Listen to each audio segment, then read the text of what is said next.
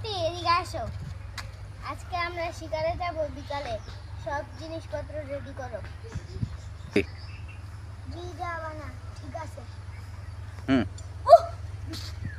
Ready. সেনাপতি এদিকে আসো, আমার নখ কেটে গেছে। আল্লাহ যা করে ভালো লিগাই করছে, নখ কাটছে ভালো লিগাই হইছে। আল্লাহ যা করে ভালো লিগাই করে। কি কইলে এটা তুমি? তুমি কে কইলে এটা? আমার আঙ্গুল কাটতে বানাইছে। আল্লাহ যা করে ভালো লিগাই করে। দাঁড়াও, তোমার ব্যবস্থা করতেছি। সিপাহী সেনাপতিকে বন্দি করো। কত বড় সাহস, আঙ্গুল কাটতে ভালো হইছে বলে। আমি আজকে একাই শিকারে যাব।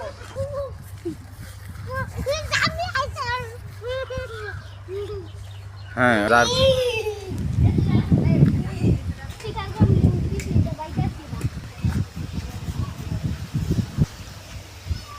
আমার এরিয়া কোনটা এটাও তো জানি না।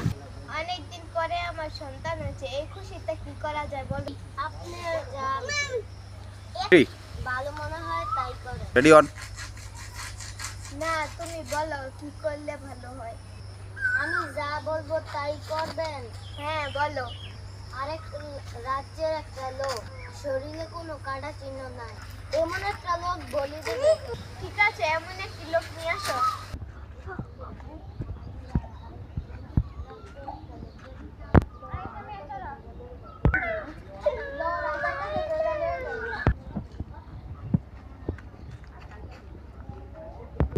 কি হলো, আমাকে ধরছো এই জন্য? হ্যাঁ, রাজার কাছে দৌড়া লইতে তোমারে।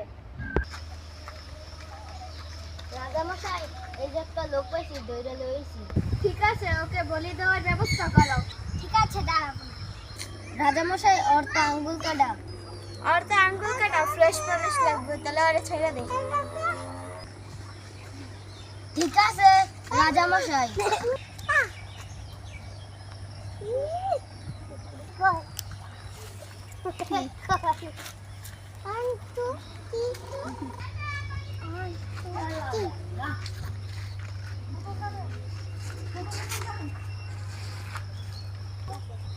কারা?